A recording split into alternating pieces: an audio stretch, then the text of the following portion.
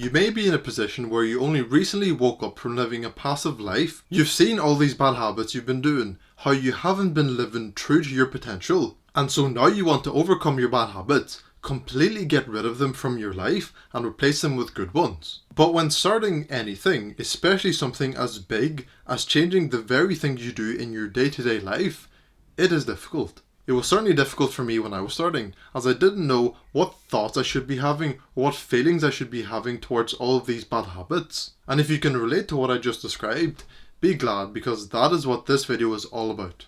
But firstly, what are the incorrect ways to overcome bad habits? The two most common mistakes that I see are either only change your mindset or only change your behaviors or habits. And this is exactly why, because if you only change your mindset, that doesn't mean anything for you stopping doing the behaviors. Sure, it may help and may cause some resistance to you doing them, but you wouldn't be proving your new mindset, and so something else needs to be done. And you can't only change your behaviors or habits, because if you were to only do that, it wouldn't feel comfortable, because your mindset is still lagging behind as a man who does those bad habits. And so doing those good habits won't feel natural, and you'll just resort back to the bad habits that you've been doing for the majority of your life. And also, if you always feel the need to really fight back and use your discipline to not do the bad habit that you're feeling the urge to do, it either means that you're too weak to overcome it, or your reason to overcome it isn't strong enough. Or if you don't have self-awareness in the moment, and it's only after you've eaten half a chocolate bar before you've realised that you feel the urge to do it. Or if you already have a video of a naked woman on your phone with your Johnson in your hand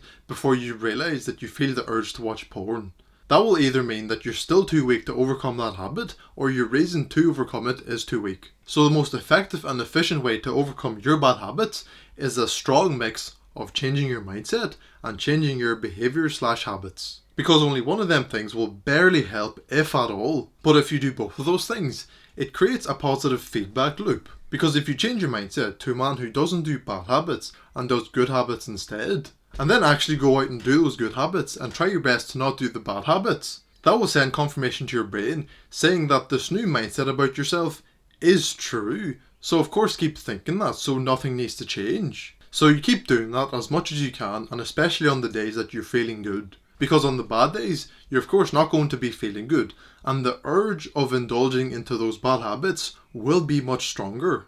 But here's the amazing thing, with your new mindset, and your behaviours lining up with your mindset, you will feel resistance to doing those bad habits. You will feel the urge to do the bad habit, but immediately it won't be the whole bad habit. Like if you feel the urge to watch porn, it may not immediately be a full-on video, but you may have tiny thoughts like, oh, just look at a picture of a naked woman and that's all. But then you know yourself that once you do that, it will then escalate onto full-on videos.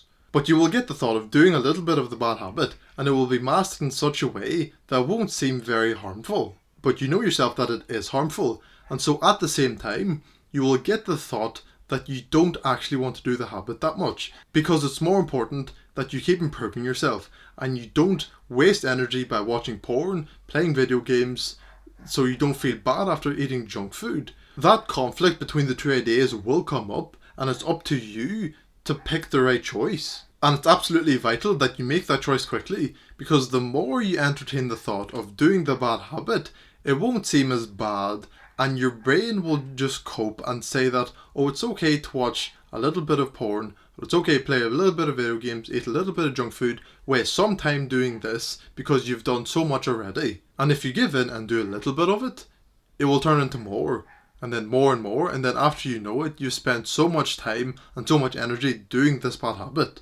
So of course, once you get the idea to do the bad habit, and then the conflicting thought comes in, and then there's conflict between the good and bad, immediately make the correct choice and do something that takes up your attention and energy so that you don't gain thoughts of doing bad habits again. Just cut off the thought of it as soon as you can and don't entertain it. And while you're putting in the effort to make these big changes in your life and overcome these horrible habits that have been plaguing you, journaling and meditating will become invaluable to you. Because when you consistently journal, it means that all the little, sometimes pointless, sometimes important thoughts that you have on your mind and that circle around your mind for days on end sometimes can be forgotten and put to rest, because all of those thoughts and feelings that you have towards it are on the page, and if you really need to go back to it, you can.